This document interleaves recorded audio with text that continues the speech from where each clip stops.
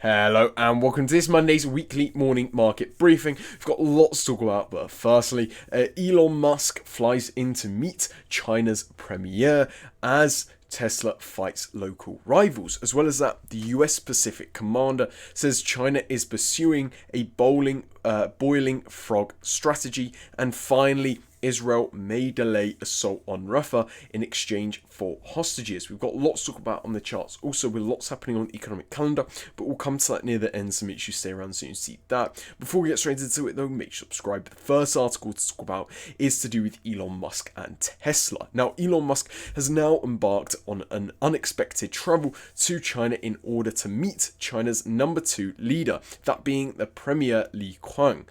This comes as Tesla continues to deal with growing issues to do with declining sales and data security in China, with this coming at a time of growing Chinese competition. Now, of course, we talk about Tesla a lot on this channel, and we also talk about China a lot on this channel, especially China's economy, which we understand has been dealing with some issues recently. Further than that, we also talk about geopolitical issues, and with China's current presence and actions within the South China Sea, world tensions are kind of being added to and have risen as a result. And this is also coming at a time, of course, where we have wars in other continents with, of course, wars in the Middle East, as well as the Russian invasion into Ukraine taking place in Europe. So really we have kind of these conflicts or skirmishes, which you could argue for the South China Sea always taking place. And ultimately, the US and China have really been at lows with their relations, but we do know, of course, that the likes of Biden and his administration are now making key efforts to try and re-establish those tensions, which of course were worsened and largely brought to their all-time low after, of course, Nancy Pelosi visited Taiwan back in 2022. Here, though, we're not talking about that. What we are talking about is Elon Musk, with of course his issues within the China market itself. We've been talking extensively really over the issues within China to do with Tesla and other EV makers, as ultimately we are seeing this kind of rise in competition, domestic competition within China itself, with these new and up-and-coming Chinese EV makers basically, competing against the likes of Tesla, which maybe dominate, the Western world, but ultimately, within China are still at risk to these lower cost and ultimately favored companies within China. And so that's kind of the key issue which has really been facing Elon Musk. And, not only has Elon Musk's really seen a slowdown within the Chinese EV market, but also worldwide. And we know that even Chinese EV makers are really struggling with exporting their cars and really making those sales with regards to cars going into Europe and the US. So I'm not sure about the US, just to trade restrictions, but ultimately, with Europe, we know that cars are piling up in ports. They're being called, basically car parks rather than the usual port terminology, ultimately because all these EVs are making it there, and the supply chain infrastructure at the moment just isn't there for those cars to then be transferred to a prospective buyer or anything like that. So key issues really within the car market around the world, but especially the EV market, and definitely China's presence and growing presence within not only the worldwide market, but most definitely within their own domestic market is definitely hurting the likes of Elon Musk with his very dominant now EV company of Tesla. And this is ultimately because Tesla is an EV company. Unlike the likes of Ford, Toyota, Honda, and others, those car companies ultimately produce both EVs and just the usual combustion engine vehicles. And here we have Tesla which prides itself on just selling those EVs, and therefore during an EV slowdown like we're experiencing now, where we're really not seeing that same demand for EVs, nor are we seeing really the supply chain infrastructure for those EVs to be transported to a buyer, ultimately this is really hurting a company like Tesla, which of course bases itself around that EV model. So most certainly this is a very interesting topic and a very important article to know, as we've been repeatedly talking about Tesla and Elon Musk's ventures, and ultimately China's in a very interesting position economically. So this makes it a very important thing to understand. Now, with Elon Musk attempting to use this meeting with Li as a way to overcome the recent setbacks the business has had in China and refocusing Tesla on new AI horizons. The reason why this meeting is so important is because China is Tesla's second biggest market, just after the US, and its sales have been sliding recently. Issues to do with Chinese restrictions on the use of consumer data has also massively damaged Tesla's own efforts to achieve autonomous driving capabilities. This comes at an interesting time where, whilst world tensions are high, conversations between the US and China over technology are increasing. The Chinese state media hailed the meeting as proof that Tesla wants to deepen their cooperation with China, whilst praising Tesla's Shanghai facility as their best. Little has actually been published on the meeting so far, and Tesla has not responded to questions also. So most certainly a very important article and a very interesting one with regards to both Tesla, China, and of course the EV industry as a whole. Definitely lots to kind of look out for as we're still waiting for those kind of meetings notes to be published. So make sure you're looking out for that. Next article to talk about though is kind of still to do with China, talking about geopolitics. So here we're talking about the US Pacific Commander. Now the commander of the US forces in the Indo-Pacific region has now accused China of attempting to raise tensions in the region using dangerous military activity. This is being termed by the commander as a boiling frog strategy, warning that China has increased military development and is continuing to destabilize the region. Now, most certainly, this is not the first time that we've spoken about China's activity within the South China Sea or their kind of relations with the US. With, as I said at the start, the US and Chinese relations are ultimately at that kind of all-time low level. Obviously, some efforts have been made recently to re-establish communications over kind of different topics and different industries, but ultimately, those relations really are at an all-time low. And here we're seeing, the US Pacific Commander basically claim that China is continuing to pursue this very aggressive strategy against those within the South China Sea, and of course against US interests. And this is a very, very important topic,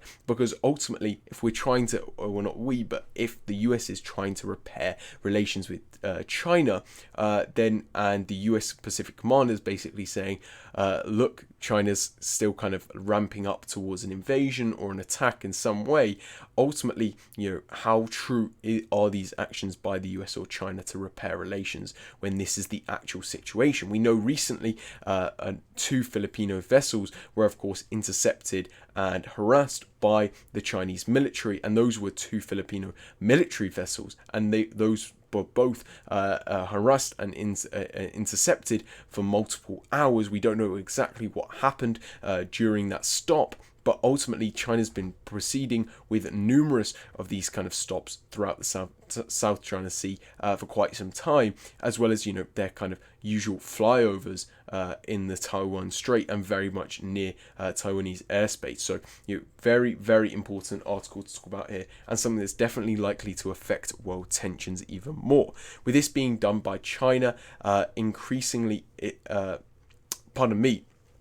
with this being done by China in an effort to increase their aggressive conduct, so the ultimate danger posed was underappreciated until it was too late. So basically, increasing that kind of military activity in the South China Sea, increasing those flyovers near Taiwan, and increasing the kind of rhetoric with regards to, maybe attacking Taiwan or attacking others around the South China Sea, so that ultimately when that moment does come that they attack, it's not expected, because ultimately, they've kind of made it so clear. It's one of those where because you're kind of starting off small and you're building up, you're not really noticing that change, and that's what it seems like China is trying to proceed with and use to their advantage. Now, the commander has headed the US Indo-Pacific Command throughout the period of greatest strain in relations between the US and China, with Nancy Pelosi's visit to Taiwan in August of 2022 exacerbating already low tensions. He further commented on Nancy Pelosi's visit, saying that it was the most nerve-wracking incident during his entire command, with calls on social media even calling for the Chinese military at the time to attack Nancy Pelosi's plane. Since then, tensions have risen, and China now flies jets frequently over the Taiwan Strait, and Chinese Coast Guard vessels have now also been harassing both Filipino merchant and military ships. So very important article to talk about, and something that's definitely interesting to think about. That's all to talk about in this article, though. Next article to talk about is to do with Israel. Now, Israel has now said that they would be willing to delay their planned assault on Rafah should a deal be achieved in which the remaining Israeli hostages are released. This comes as Hamas has now announced that they are now studying a new proposal by Egypt and Israel, which would enable an end to the fighting in Gaza for new hostages. With this also coming at a time, of course, where Israel is making preparations for an attack on the strategic southernmost city of Rafah in the Gaza Strip.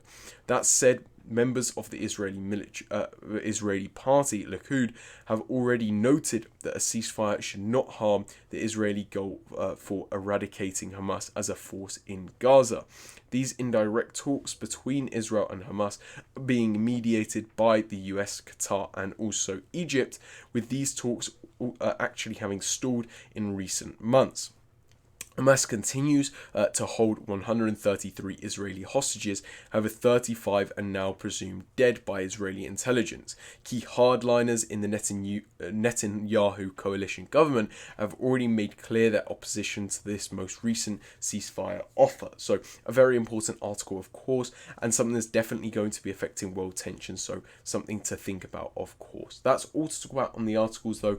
Next to talk about, of course, is the charts, where a great deal happened last week. Of course, I wasn't able to cover it due to the fact that I was away for that week, but I'm back now, and here we are talking about the US 30 once again like nothing ever happened. And I think quite interestingly, last week the US 30 went through some very interesting price action, interacting with two key liquidity zones, which we had drawn out quite some time ago, and we had noted as two key areas which we thought price was going to interact with at some point. And that is really what we saw. So starting off last week, we saw price kind of move a slight bit higher and interact with this key liquidity zone, where, which had previously acted as a support level and more recently actually acted as a resistance level. And that is really what we saw once again once price came into contact with that level. And we did see a significant sell-off from that level, with price pushing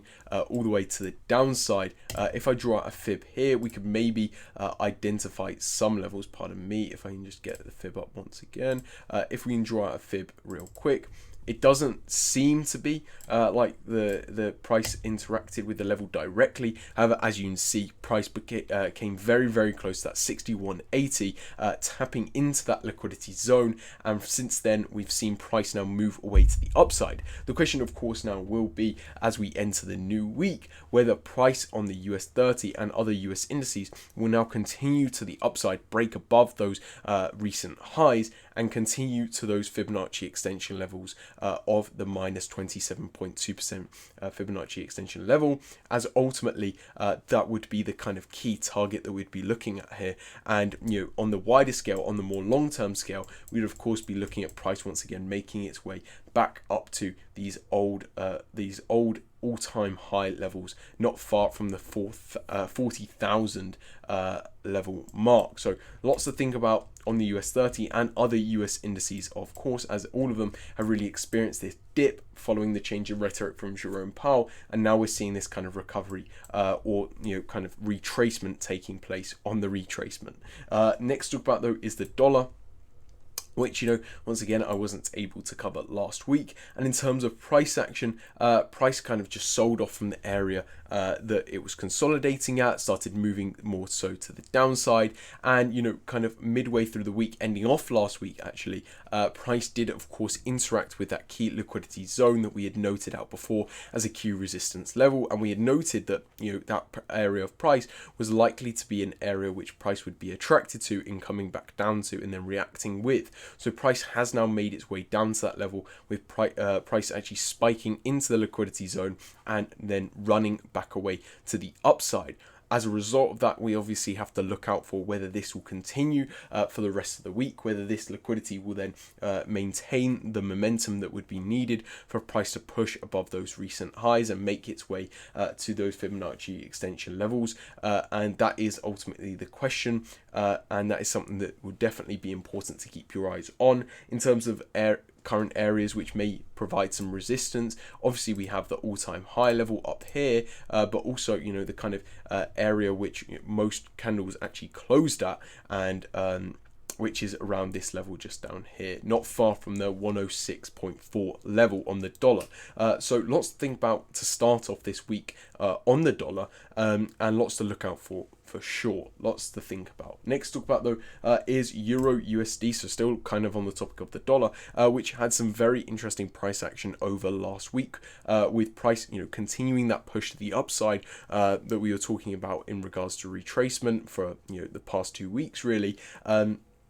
Price continued that retracement and then interacted with this key liquidity zone, which once again we had marked out for quite some time, as it had acted as a key area of support, and so we would expect that same area to kind of act as an area of resistance as well. And that is certainly what we have seen, with price making its way up to that level and then selling off in quite a significant fashion. That said, we haven't seen an overwhelming sell-off. I know I said significant, but really we haven't taken away these kind of recent lows. And if price then does make its way back down here, we could definitely be expecting price to continue this bearish move, but lots to think about for sure for Euro USD. Next to talk about is pound yen. Pound yen had some absurd price action last week, with Monday price starting off really down at those kind of mid levels of this range that had formed since the 20th of March. And from Monday, we just saw this overwhelming bullish momentum to the upside, with price pushing,